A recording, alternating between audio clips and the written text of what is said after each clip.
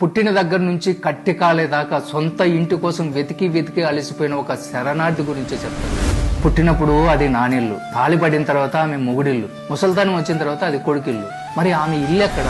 మధ్యలో ఎక్కడో ఇరుకుపోయి జీవితాంతం ఇక్కడో కాలు అక్కడో కాలు వేసి అదే ఇంట్లో ఉన్నట్టు బ్రతికి వెళ్ళిపోయే ఆ మనిషి పేరు అమ్మ. అదొక 60 ఏళ్ల సుదీర్ఘ నరకం.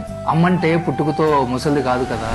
నీకు నాకు పరిచయం కాకముందు ఆవిడ కూడా ఆడపిల్లే. ఆమెకి గలగలా నవ్వాలని ఉంటది, రంగురంగుల బట్టలు వేసుకోవాలని ఉంటది, ఆమెకి ఒక ఆశయం కూడా ఉంటది.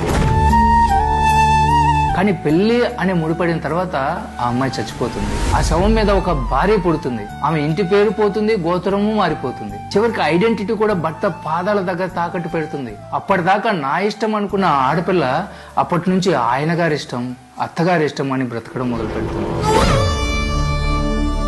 భర్త కోపంతో విసుగులాని మాటలు, అత్తమామల సూటిపోటు మాటలు నిలువున కోస్తున్నా కూడా పల్లెత్తి మాట అనకుండా నవ్వుతూ విసాన్ని మింగే శివుడాను.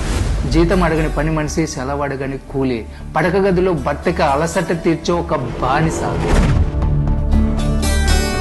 ఆ తర్వాత మనం పుట్టాం. ఆ రోజే ఆమె తన శరీరాన్ని మన పేరు మీద రాసిచ్చేసింది.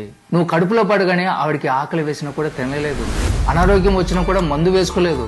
నిజం చెప్పాలంటే ఆమెని కొంచెం కొంచెం నమిలి తింటూ పెరిగిన నరమాంస భక్షకులం మనం పెరిగే కొద్దీ ఆమె ఆయుస్సు అమాంతం హారతి కర్పూరంలా తగ్గిపోతూ ఉంటుంది. మనమే సిగరెట్ లాగా కాల్చి పీలుస్తా ఉంటాం. కట్ చేస్తే కొడుకు పెళ్ళైపోతుంది. కొడుకే ప్రపంచం అని బ్రతికిన ఆవిడికి సడన్ గా ప్రపంచంలో చోటు తగ్గిపోతుంది. ఇంటికి కొత్త పెత్తనం వస్తుంది. ఎవరి కోసమైతే ఆమె తన యవ్వనాన్ని, ఆరోగ్యాన్ని దారబోసిందో వాళ్ళే ఇప్పుడు నీకేం తెలియదమ్మా, నువ్వు కాస్త ఆగు అని నోరు మోయిస్తారు. ఆమెది చేదస్తమంటారు. చివరికి ఏమవుతుంది? ఈ ఇల్లు నాది అని ఆమె జీవితం మొత్తం అనుకుంది. కానీ ఆమె అదే ఇంట్లో ఒక గెస్ట్ లాగా మారిపోతుంది. దిక్కుమాలిన మందు బిళ్ళలు, హాస్పిటల్ వాసనలు, మొహం చాటేసిన భర్త, బిజీ అయిపోయిన కొడుకు విజుక్కునే పోవడం. చివరికి మంచం మీద పడిపోయిన తర్వాత ఆవిడికి చావు అంటే భయం ఉండదు. నేను ఎవరికీ బరువు కాకూడదు అన్న బాధ ఎక్కువగా ఉంటుంది.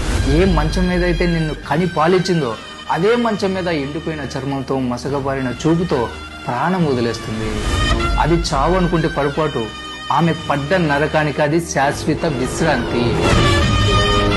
పుట్టినప్పుడు కూతురుగా, యవ్వనంగా ఉన్నప్పుడు భార్యగా, ముసలితనంలో అమ్మల, ప్రతి దశలో ఎవరో ఒకరి కోసం తనని తాను చంపుకుని బ్రతికిన ఆమె నిజంగా ఆమెలాగా ఇప్పుడు బ్రతికింది. మనం రాసిచ్చిన ఆ దరిద్రమైన స్క్రిప్ట్ లో అద్భుతంగా నటించి చివరాఖరుకు చప్పట్లు కూడా దక్కించుకొని ఓడిపోయిన ఒక గొప్ప కళాకారి.